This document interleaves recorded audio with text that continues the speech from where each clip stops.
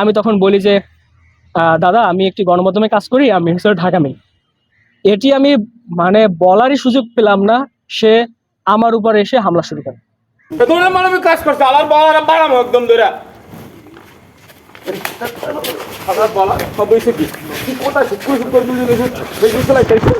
আমি কিন্তু কাজ করি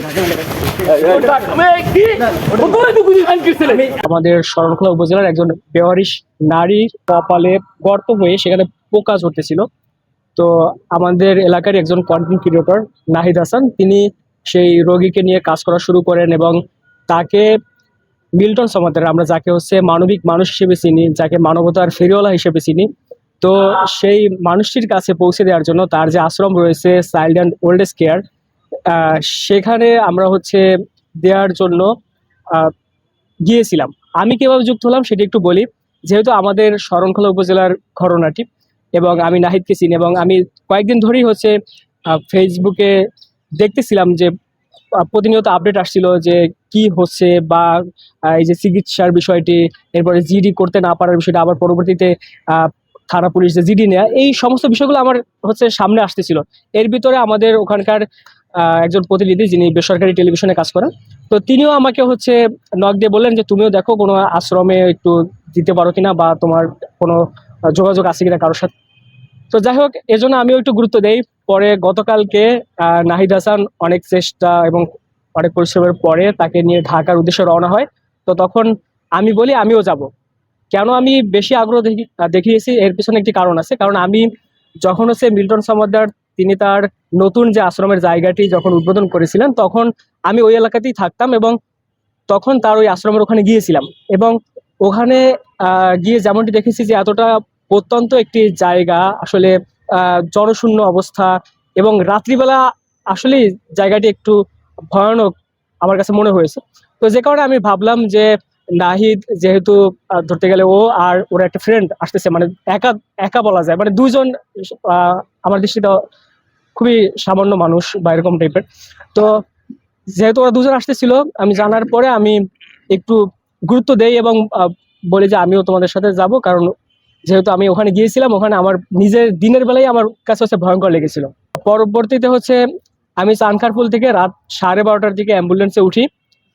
অ্যাম্বুলেন্স হচ্ছে 12:30টার দিকে এসে পৌঁছে। তো অ্যাম্বুলেন্সে ওঠার পর আমরা ঠিক রাত 2:30টার দিকে সাভারের সেই আশ্রমে গিয়ে আমরা পৌঁছাই। তো পৌঁছানোর পরে আমরা যখন হচ্ছে অ্যাম্বুলেন্স থেকে নামি, অ্যাম্বুলেন্স থেকে নামার সাথে সাথেই আমাদেরকে মিল্টনের যিনি ম্যানেজার রয়েছেন দেবাশিস, তিনি এসে আমাদেরকে জানান যে এখানে কিন্তু কোনো ধরনের ভিডিও এবং ছবি তোলা যাবে না। তখন আমাদের একটু কেমন যেন সন্দেহ হয়। আর এর আগেও তো আমরা মিল্টন আমাদের অনেক নেগেটিভ কার্যক্রম দেখেছি, অনেক কিছু আমরা জানি। তো তখন আমরা ভাবলাম আমাদের অডিওটা অন্তত হচ্ছে অন করে রাখি, কারণ কোনো একটা কিছু একটা ঘটতে পারে, যেহেতু তারা আমাদের কোনো ধরনের ভিডিও বা অডিও রেকর্ড করতে দিচ্ছে না। তো যাই হোক, আমরা সেটি অন রেখে, অর্থাৎ অডিওটা অন রেখে আমরা হচ্ছে দেখতে পাই যে তাদের একের পর এক কর্মচারী না তাদের গ্যাং আমি ঠিক জানি না, প্রায় 20-25 জনের মতো ওখানে জড়ো হয়। এরপরে সেখানে মিল্টন সামদ্দার আসেন। পাশাপাশি হচ্ছে তার আগে তার যে ক্যামেরা পার্সন বা ক্যামেরাম্যান, তিনি এসে হাজির হন। মানে আমাদের ক্যামেরা চলবে না, আমাদের কোনো ভিডিও অডিও কোনো কিছু আমরা নিতে পারবো না, কিন্তু তার ক্যামেরাম্যান ঠিক ওখানে রেডি। তো আসার পরে আমাদের ভিডিও করা শুরু করেন।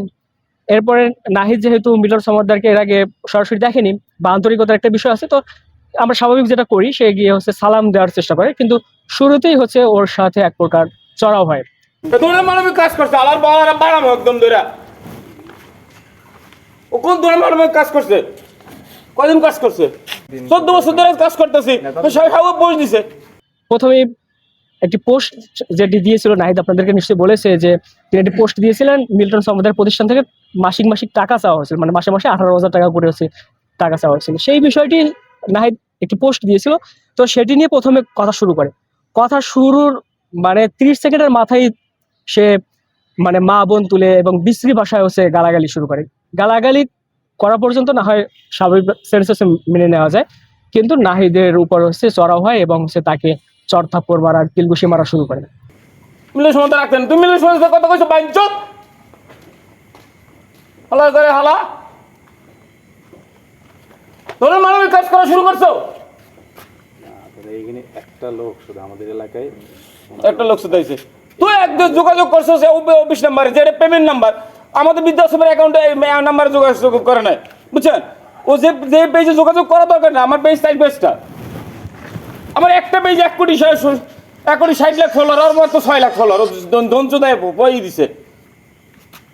এখন তো এই যে লোকগুলো গালাগালি করছে আমারে, তুই ফিরে কেমনি? আপনার বলা সব হয়েছে কি?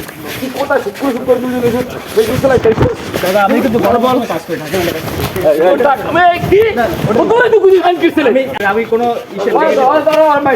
ভাই আমি কথা বলবেন, আপনি কথা বলবেন না, কথা বলবেন না, আপনি একটা কথা বলবেন না। আমার বলা কান ধরে আজকে মাপ চাই যাবে বাইনচোদ, কান ধরে সেই ক্যামেরার সামনে মাপ চাই যাবে বাইনচোদ।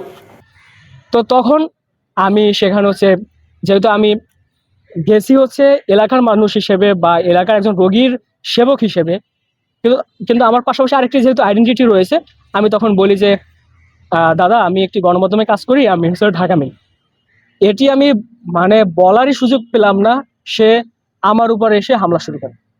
ঢাকা মেল কইছস তো মেল কথা বলে তুমি সাথে না মার কি আরে বলা আই দৌড়ো দৌড়ো তো ঢাকা মেল ভাই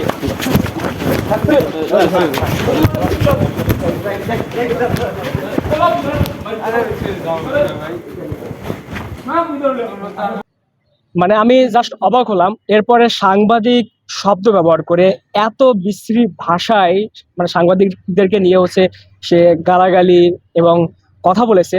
আপনাদের কাছে আমরা অডিওগুলো পৌঁছে দিব, মানে অডিও যেটা আছে আর কি, আপনারা দেখতে পাবেন যে এতটা বিশ্রী মানুষের ভাষা হতে পারে বা কথা বলার হচ্ছে ধরন হতে পারে। কালকে থেকে সারাদিন সাংবাদিকরা ফোন দিতে, তো সাংবাদিকের মারি যদি আর ওই মারি যদি ইলিয়াস ফোন দেবে, হ্যাং করবে, ত্যাং করবে, ভালো লাগবে।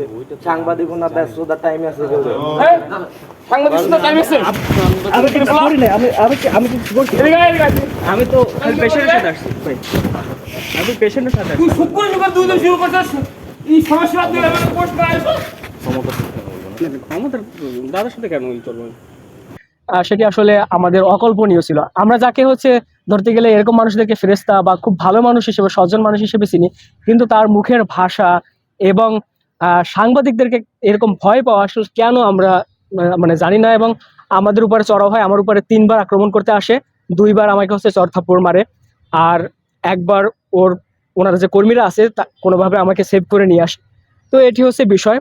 আমি জাস্ট হচ্ছে ভেবেছিলাম যে আমি যদি সাংবাদিক পরিচয় দিই, ওর উপরে যে আক্রমণ করা এবং মারধর করা যে শুরু করেছিল, তো ভেবেছিলাম যদি আমি পরিচয়টা দেই তাহলে একটু শান্ত হবে বা একটু ভালো ব্যবহার করবে বা সে যে মেজাজে ছিল কিছুটা শান্ত হবে, কিন্তু উল্টো আরো বেশি ক্ষিপ্ত হয়ে আমাকে মারধর করা শুরু করে। তো এই হচ্ছে মূলত ঘটনা।